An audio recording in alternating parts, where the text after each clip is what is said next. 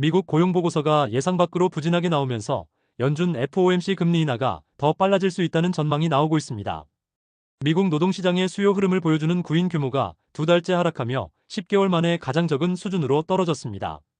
이 같은 소식에 뉴욕 증시는 혼조 양상을 보였으며 가상암호화폐와 달러 환율, 국채금리, 금가 그리고 국제유가도 요동치고 있습니다. 4일 발표된 미국 노동부의 구인이직 보고서를 보면 7월 미국의 구인 건수가 718만 1천 건으로 집계됐는데 이 수치는 지난해 9월 이후 10개월 만에 가장 적은 수준입니다. 또한 같은 기간 다우존스가 집계한 전문가 전망치인 740만 건도 밑돌았습니다. 팬데믹 기간이 포함된 2021년 1월 이후 미국의 월간 구인 건수가 720만 건 아래로 떨어진 것은 2024년 9월과 지난 7월 단 두 차례에 불과하여 시장에 충격을 주고 있습니다. 구인 건수의 하락은 트럼프발 관세 정책에 따른 경기 불확실성 등을 이유로 기업들이 신규 채용에 더욱 신중해지고 있음을 시사합니다. 이처럼 미국의 노동시장이 냉각되고 있다는 분석들이 쏟아지면서 미 연방준비제도가 9월 중 기준금리 인하가 불가피한 것 아니냐는 전망이 우세합니다. 아울러 뉴욕 증시는 현지 시간 5일 발표되는 8월 비농업 고용보고서에 최근 고용 상황이 어떻게 변화했을지에 촉각을 곤두세우고 있습니다.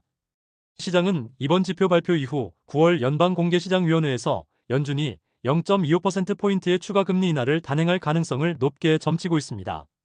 일각에서는 골디락스, 즉 높은 성장과 낮은 인플레이션이 공존하는 이상적인 경제 상황에 대한 기대가 사라지고 있다는 분석도 나옵니다.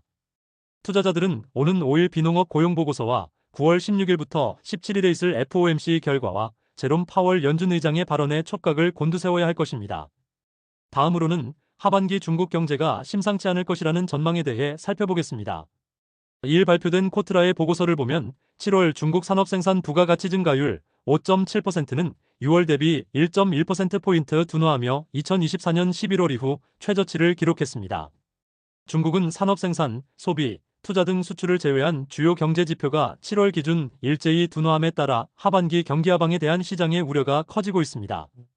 지난달에 이어 두 달 연속 하락세가 이어지면서 중국 경제의 침체를 걱정하는 목소리가 커지고 있습니다.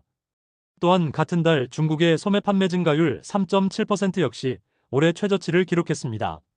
중국의 올 상반기 경제 성장률은 5.3%를 달성하여 양호한 성적을 거두었으나 이는 미국의 고관세 발효전 수출 앞당기기, 당국의 강력한 경기 부양책 등에 힘입은 결과입니다.